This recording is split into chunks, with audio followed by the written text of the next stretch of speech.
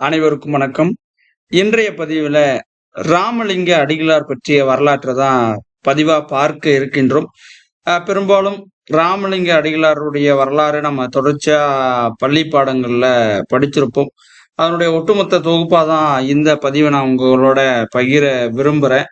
ஆஹ் ராமலிங்க அடிகளார் பற்றி பார்க்கறப்போ அவருடைய பிறந்த ஊர் மருதூர். அது வந்து கடலூர் மாவட்டத்துல இருக்கக்கூடிய ஒரு பகுதி. பெற்றோருடைய பெயர் அப்படின்னு பாக்குறப்போ ராமையா, சின்னம்மையார். காலம் கிபி 18ஆம் நூற்றாண்டை சேர்ந்தவர். உடன் பிறந்தோர் அப்படின்னு சொல்லி 4 பேர்கள் உடன் பிறந்தவர்களா இருக்காங்க. சபாபதி, பரசுராமன், உண்ணாமுலை, சுந்தராம்பாள். இந்த 4 பேரும் வந்து உடன்பிறப்புகளா ராமலிங்க அடிகளாருக்கு வந்து கூட பிறந்திருக்காங்க. ஆசிரியர் அப்படின்னு பாக்குறப்போ இவருடைய ஆசிரியர் யாருன்னா சபாபதி அப்படின்றவர் தான் ராமலிங்க அடிகளாருடைய ஆசிரியரா இருந்திருக்கிறாரு. இவருக்கு வழங்கக்கூடிய சிறப்பு பெயர்கள் அப்படின்னு பாக்குறப்போ இசை பெரும் புலவர், அருட்பிரகாச வள்ளலார், சன்மார்க்க கவிஞர், புதுநெறி கண்ட புலவர். பாரதியார் தான் புதுநெறி கண்ட புலவர் அப்படின்னு பெயர் சொல்றாரு. புரட்சி துறவி, ஓதாது உணர்ந்த அருட்புலவர், ஓதாது உணர்ந்த பெருமான், பசிப்பினி மருத்துவர். இப்படி பல்வேறு பெயர்களை தாங்கியவர் தான் அந்த ராமலிங்க அடிகளார். அதே மாதிரி வள்ளலார் அப்படின்னு நம்ம சொல்லுவோம். அருட்பிரகாச வள்ளலார் அப்படின்னும் நம்ம சொல்லலாம்.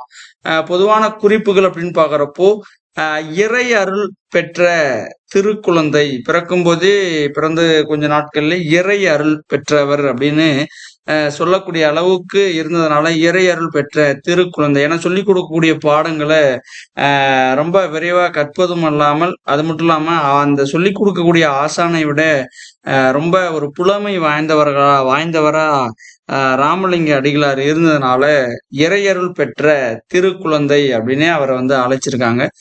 4 வகையான பாக்களிலும் பாடல் இயற்றக்கூடிய திறமை பெற்றவர். தன்னுடைய கொள்கைக்கென தனியான வந்து ஒரு கொடிய உருவாக்கினவர். அந்த கொடியினுடைய நிறத்தையே வந்து பாத்தீங்கன்னா மஞ்சள் வெள்ளை அப்படின்ற நிறத்தையும் அந்த கொடிக்கு நிறத்தை வந்து தேர்வு செய்தவர். சைவராக பிறந்தும் திருமாலை வந்து போற்றிய நபரும் கூட. சித்தர்கள்ல ஒருவராகவும் விளங்கியிருக்கிறாரு. தமிழ் இலக்கியத்துள் மிகப்பெரிய ஆசிரிய விருத்தப்பாவை வந்து பாடியவர் வந்து யாருன்னா ராமலிங்க அடிகளார் தான். 192 அடி அந்த ஆசிரிய சீர்திருத்தத்தால பாடலை வந்து பாடியிருக்கிறாரு. அடி எண்ணிக்கையில் பெரிய ஆசிரியப்பா பாடலையும் பாடியிருக்கிறாரு. 1596 அடிகள் கொண்ட ஆசிரியப்பாவால பாடல்களையும் பாடிய பெருமை இவரை தான் சாரும்.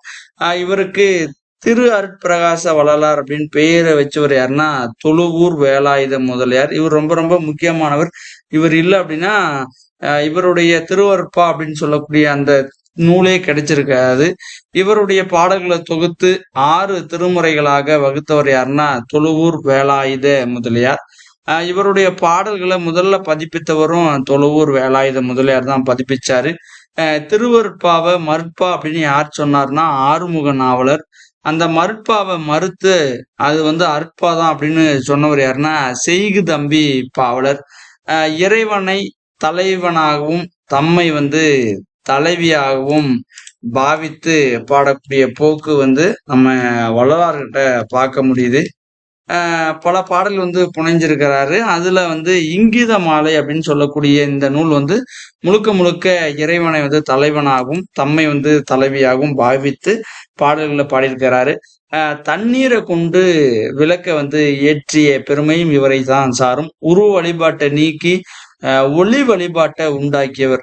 வந்து உருவத்துக்கு அந்த உருவ வழிபாடு சிவன் திருமால் அப்படின்னு சொல்லக்கூடிய அதுக்கான ஒரு உருவம்னு இருக்கும். தெய்வம் அப்படின்னா இறைவன் சொல்லக்கூடிய அது அவருக்கு வந்து ஒரு உருவம்னு இருக்கும். அந்த உருவத்தை முற்றிலும் நீக்கிட்டு ஒளி வழிபாட்டை வழிமொழிந்தவர். உயிர்கள் வந்து 7 வகையான மறைப்புகளுக்கு ஆட்பட்டுள்ளது. அவற்றை நீக்கினால் அகத்தே இருக்கக்கூடிய அற்பெருஞ்சோதிய காணலாம் அப்படின்ற ஒரு சித்தாந்தத்தை சொல்லியிருக்கிறாரு. இந்திய அரசு வந்து இவருக்கு வந்து 2007ஆம் ஆண்டு அஞ்சல் தலை வந்து வெளியிட்டு கௌரவிச்சிருக்கு. இதுதான் அவருடைய ஒரு பொதுவான குறிப்புகள் அப்படின்ற அந்த பகுதியில நம்ம பார்த்தோம். அடிப்படையான சித்தாந்தம் அப்படின்னு பாக்குறப்போ இவருடைய வழிபாட்டு இறைவன் யாரு அப்படின்னா கடவுள் யாருன்னா முருகன். வழிபாட்டு குரு யாரு அப்படின்னு பாக்குறப்போ திருஞான சம்பந்தர். பின்பற்றிய நூல் எது அப்படின்னு பார்த்தோம்னா திருவாசகம். மந்திர நூலா எதை சொல்லியிருக்காருன்னா அருட்பெருஞ்சோதி அப்படின்றதுதான் அவருடைய தாரக மந்திரமா இருந்திருக்கு. கோட்பாடு அப்படின்னு பாக்குறப்போ ஆன்மநேய ஒருமைப்பாடை தான் அவருடைய கோட்பாடா வச்சிருக்கிறாரு. கொள்கை அப்படின்னு பாக்குறப்போ ஜீவ காருண்ய ஒழுக்கத்தை தான் கொள்கையா மேற்கொண்டிருக்கிறாரு. நிறுவிய நிறுவனங்கள் அப்படின்னு பாக்குறப்போ 1865ஆம் ஆண்டு வந்து சன்மார்க்க சங்கம் அப்படின்ற அந்த அமைப்பை உருவாக்குறாரு. எல்லா மதங்களிலும் உள்ள உண்மை ஒன்றுதான், ஒவ்வொரு மதத்துக்கும் ஒவ்வொரு உண்மை கிடையாது, எல்லா மதங்களிலும் ஒண்ணுதான் அப்படின்னு சொல்லியிருக்கிறாரு. 1867ல சத்திய தர்மசாலையை உருவாக்கி இருக்கிறாரு.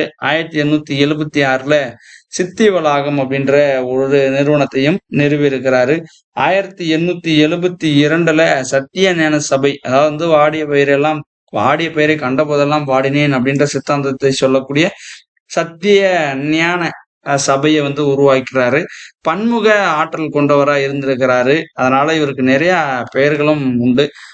அருள் ஆசிரியர், இதழ் ஆசிரியர், இறை அன்பர், உரை ஆசிரியர், சமூக சீர்திருத்தவாதி, சித்த மருத்துவர், சிறந்த சொற்பொழிவாளர், ஞான ஆசிரியர், தீர்க்கதரசி, நூலாசிரியர், பசிப்பினி போக்கிய அருளாளர், பதிப்பாசிரியர், போதக ஆசிரியர், மொழி ஆய்வாளர், பண்பாளர், இப்படி பல்வேறு பெயர்களை தாங்கினவர் தான் யாருன்னா ராமலிங்க அடிகளார். இவருடைய கொள்கைகள் அப்படின்னு பாக்குறப்போ இறந்தவர்களை வந்து எரிக்க கூடாது, அவங்களுக்கு வந்து சமாதி வைக்கிறதா நல்லது அப்படின்ற ஒரு கருத்தை முன்மொழிகிறாரு. எதிலும் பொது நோக்கம் வேண்டும், எந்த உயிரையும் கொல்லக்கூடாது, எல்லா உயிர்களும் நம்முடைய உறவுகள் தான், அவற்றை வந்து துன்புறுத்தக்கூடாது, சிறுதெய்வ வழிபாடு கூடாது, அவற்றினுடைய பெயரால பலி வந்து கொடுக்கவும் கூடாது, பசித்தவர்களுக்கு சாதி மத இனம் மொழி முதலிய வேறுபாடு கருதாது உணவளிக்கணும், புலால் உண்ணக்கூடாது, கடவுள் வந்து ஒருவரே, அவர் வந்து அருட்பெருஞ்சோதி தான் அப்படின்ற பல்வேறு கொள்கைகளை நிறுவியவர் தான் ராமலிங்க அடிகளார். இவருடைய படைப்புகள் அப்படின்னு பாக்குறப்போ சிவநேச வெண்பா, நெஞ்சறிவுறுத்தல், மகா தேவ மாலை, இங்கித மாலை, மனுமுறை கண்ட வாசகம், ஜீவகாருண்ய ஒழுக்கம், திருவருட்பா, வடிவுடை மாணிக்க மாலை, தெய்வமணி மாலை, எழுந்தறியும் பெருமான் மாலை, உண்மை நெறி, மனுநீதி சோழன் புலம்பல், அருட்பெருஞ்சோதி அகவல். கட்டுரை அப்படின்னு பாக்குறப்போ ஜீவகாருண்யம், வந்தனை செய்யும் முறையும் பயனும், விண்ணப்பம், உபதேசம், உண்மை நெறி, இதெல்லாம் அவருடைய கட்டுரைகள். பதிப்பித்த நூல்கள் அப்படின்னு பாக்குறப்போ ஒளிவில் ஒடுக்கம், தொண்டை மண்டல சதகம், சின்மய தீபிகை. உரைநடை நூல்களா மனுமுறை கண்ட வாசகமும் ஜீவகாருண்ய ஒழுக்கமும் இவருடைய உரைநடை நூல்கள்.